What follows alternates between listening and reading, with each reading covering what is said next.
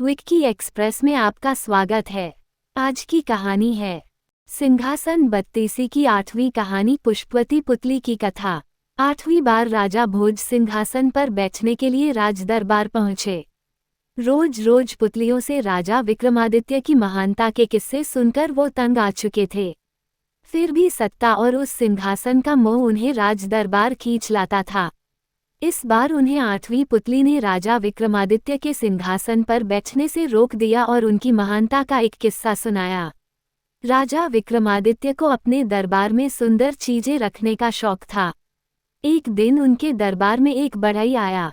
उसके पास साज सज्जा के कई सामान थे। बढ़ई को देखते ही दरबान उसे सीधे राजा के पास लेकर गया।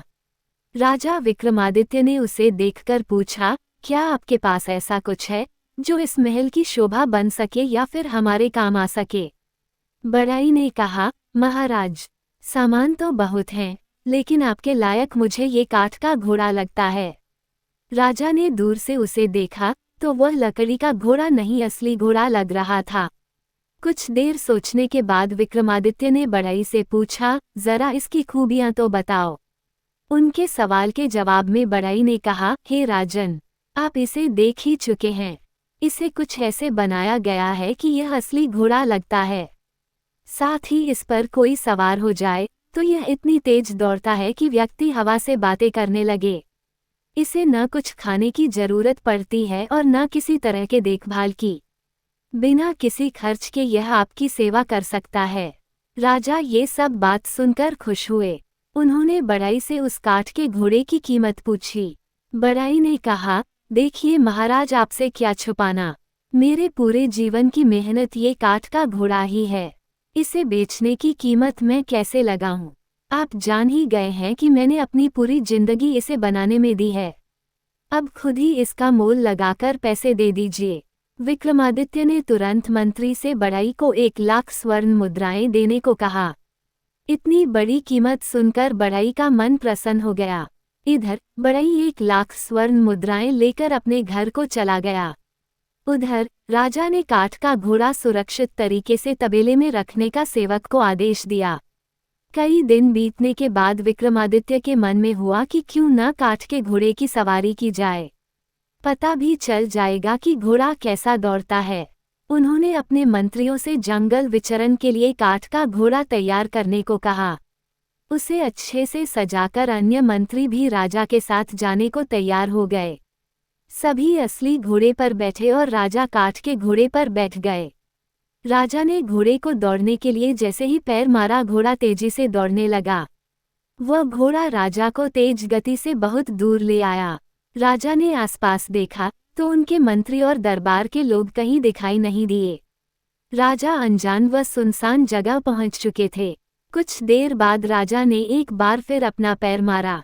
फिर से राजा का इशारा मिलने पर घोड़ा ऊपर आसमान में हवा की गति से दौड़ने लगा। अब राजा को घबराहट होने लगी।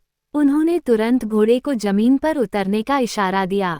घोड़ा आज्ञा का पालन करते हुए नीचे आने लगा, लेकिन घोड़े की रफ्तार इतनी तेज थी कि वो एक पेड़ से टकरा गया। पेड़ से टकराते ही घोड़ा चूर चूर हो गया और राजा किसी जंगल में गिर गए। नीचे गिरते ही उन्होंने अपने पास एक बंदरी को देखा। वो राजा को कुछ इशारा कर रही थी। विक्रमादित्य उसकी बात को नहीं समझ पाए। राजा जैसे ही जमीन से उठे तो उन्हें पास में ही एक कुटिया दिखी। वहां जाकर राजा ने हाथ पैर धोए और पेड़ से कुछ फल तोड़कर खा लिए। अब राजा एक पेड़ पर चढ़कर विश्राम करने लगे। शाम के समय उस कुटिया में एक सन्यासी पहुंचा। उसने भी हाथ पैर धोकर पानी पिया और कुछ पानी की बूंदों को बंदरी पर छिड़क दिया। शरीर पर पानी पड़ते ही वो बंदरी एक सुंदर राजकुमारी बन गई। उस राजकुमारी ने जल्दी जल्दी सन्यासी के लिए खाना बनाया और फिर उनके पैर दबाने लगी। सुबह होते ही दोबारा सन्यासी कुटिया से बाहर चला गया, लेकिन जाने से पहले उसने राजकुमारी पर जल छिड़ककर उसे दोबारा से बंदरी बना दिया। अब विक्रमादित्य भी नींद से जागे और पेड़ से नीचे उतरे। फिर बंदरी उन्हें देखकर कुछ संकेत करने लगी। राजा उसे नहीं समझ पाए और अंदर जाकर हाथ मुंह धोया। उसी जगह पर बंदरी आकर खड़ी हो गई। उसी समय बंदरी पर पानी की कुछ छींटें पड़ गईं। देखते ही देखते बंदरी फिर राजकुमारी बन गई। राजा ने जैसे ही बंदरी को राजकुमारी बनते देखा तो वह हैरान रह गए।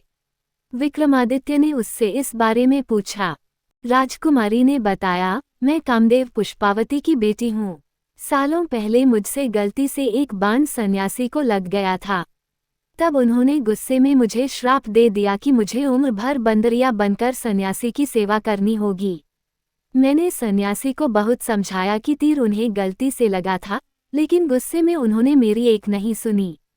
कुछ देर बाद सन्यासी ने बताया कि राजा विक्रमादित्य आकर मुझे इस श्राप से मुक्ति दिलाएंगे और पत्नी बनाकर अपने साथ हमेशा रखेंगे, लेकिन ऐसा तभी हो पाएगा जब सन्यासी से मुझे कुछ भेंट में मिले। राजा विक्रमादित्य सब कुछ समझ गए। उस राजकुमारी की परेशानी को देखकर उन्होंने उससे शाम को सन्यासी से उपहार मांगने को कहा और संग ले जाने का वादा कर दिया। इसके बाद राजा ने उस राजकुमारी पर पानी डालकर उसे दोबारा बंदरी बना दिया। शाम को फिर सन्यासी घर आया और उसने बंदरी पर पानी छिड़कर उसे राजकुमारी बना दिया। राजकुमारी बनते ही उस महिला ने कहा कि उसे कुछ उपहार में चाहिए। उन्होंने तुरंत एक कमल का फूल उसे दे दिया। सन्यासी ने राजकुमारी को बताया कि यह फूल कभी नहीं मुरझाएगा और रोज एक विशेष रत्न देगा। फिर सन्यासी ने कहा, हे सुंदरी, मुझे पता है विक्रमादित्य यहाँ आ चुके हैं। तुम उन्हें बुला लो और खुशी खुशी उनके राजमहल चली जाओ। इतना सुनते ही राजा स्वयं वहां आ गए और राजकुमारी को अपने संग लेकर जाने के लिए अपने बेतालों को वहां बुला लिया। अपने राज्य पहुंचते ही राजा को देखकर एक बच्चा रोने लगा। विक्रमादित्य ने जब उससे रोने की वजह पूछी तो उसने राजा से वह कमल मांग लिया। उन्होंने खुशी खुशी उस बच्चे को कमल दे दिया और अपनी पत्नी के साथ राजमहल पहुंच गए। कुछ दिनों बाद दरबार में एक व्यक्ति को रत्न चुराने वाला चोर कहकर पेश किया गया। राजा ने जब व्यक्ति से पूछा तो उसने बताया, महाराज, मेरा बेटा एक दिन घर में कमल का फूल लेकर आया। वो रोज एक कीमती रत्न देता है। उन्हीं को लेकर मैं बाजार में बेचने को निकला था, लेकिन आपके सिपाहियों ने मुझे पकड़ लिया। व्यक्ति की इस बात को सुनकर राजा को बहुत दुख हुआ। सिपाहियों पर गुस्सा करते हुए राजा ने कहा, बिना सोचे समझे किसी को भी चोर बोलकर पकड़ लेना सरासर गलत है। आगे से इस तरह की हरकत नहीं होनी चाहिए। इसके बाद राजा ने उस व्यक्ति को छोड़ने का आदेश दिया। उसकी परेशानी को देखकर राजा ने पूछा, बताओ ये रत्न तुम कितने में बेचना चाहते हो? वो गरीब डर के मारे कुछ नहीं बोल पाया। राजा ने तुरंत दीवान को रत्न के बदले 1,00,000 मुद्राएं देने को कहा। इतना सुनाते ही 8वीं पुतली पुष्पवती ने कहा, राजा को इतना महान और दानी होना चाहिए। क्या ये सब गुण तुम में है, बताओ। अगर ये गुण है तभी इस सिंहासन पर बैठना, वरना नहीं। इतना कहकर वह पुतली विक्रमादित्य के सिंहासन से उड़ गई। कहानी से सीख, बिना सोचे समझे किसी पर आरोप नहीं लगाना चाहिए।